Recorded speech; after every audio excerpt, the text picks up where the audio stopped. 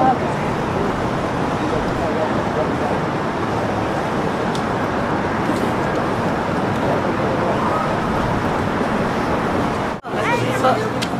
is weird. You can't put the forms on. On the line. And post it on the side. Right in here.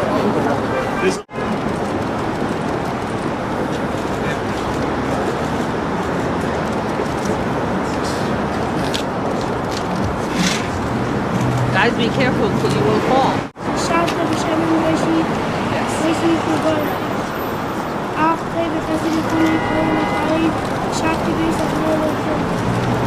Everyone, you can please turn that way. We're gonna go back down the...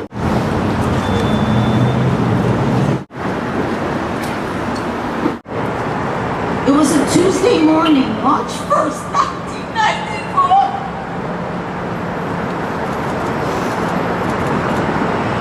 5:30 in the morning. I see my teenage son, Ari, preparing to leave the house with their Rabbi Schneerson, a blessed memory, to the Eye and Ear Hospital in Manhattan for surgery. I didn't say goodbye to Ari. I heard the door close behind him. Ari left our home for the last time in his life on this earth. The rabbi had a surgery, and the motorcade prepared to leave the hospital. The van load of yeshiva students leave a few minutes later and start their way back to Brooklyn. The boys take the Brooklyn Bridge, and as they reach the merging point at the tip of the bridge, at this very ramp, at 10:21 in the morning, the terrorist begins firing at the van. First, at the passenger side, with his Cobra machine gun, semi-automatic.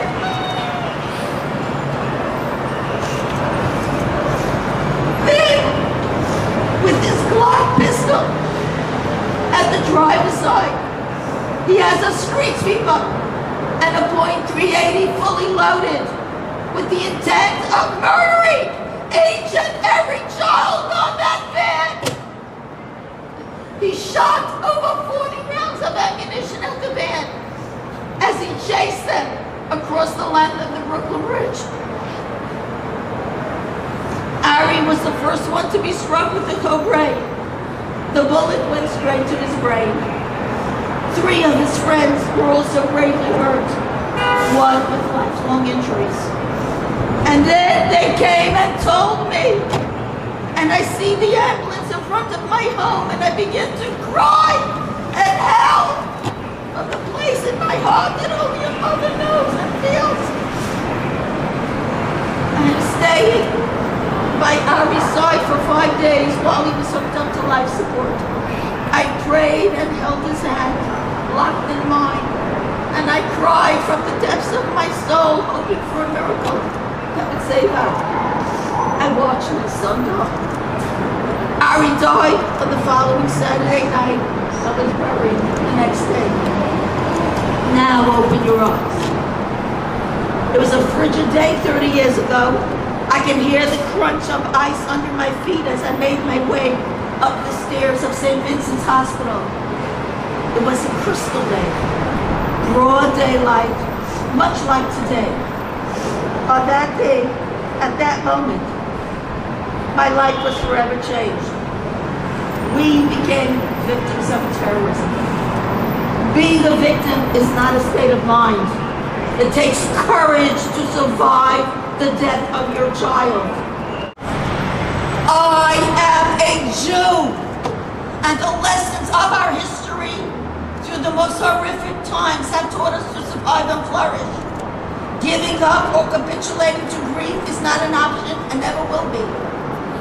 I have not seen Ari for 10,957 days, but I will always remember my firstborn child, 6 feet tall, with eyes that were crystal blue as the ocean and shined like 2 diamonds, with a basketball in one hand and a prayer book in the other.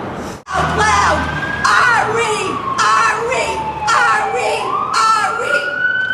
Each day, men, women, and children are being targeted in the crosshairs of murderers who kill indiscriminately. Not only others, but even themselves. They respect no law. They view anybody and everybody fair, but especially Jews, as fair game.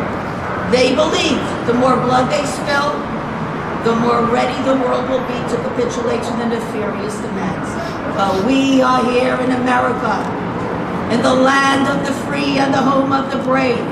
The brave must stand up and speak out about the virtues and our polar opposites of terror and hatred, about acceptance and pluralism. We must never, ever give up the fight to destroy terrorism, to destroy anti-Semitism, to destroy hate, to prevent what happened 30 years ago today from ever happening again. Ari was murdered.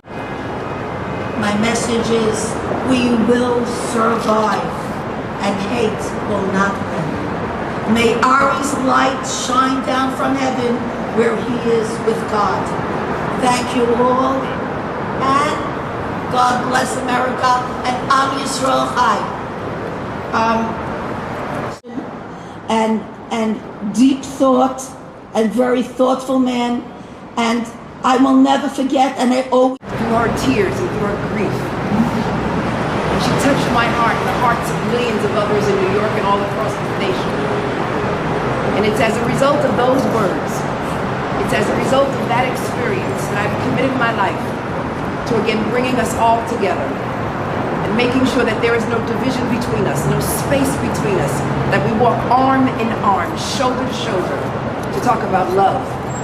And to talk loss of a child, at the same time, that hope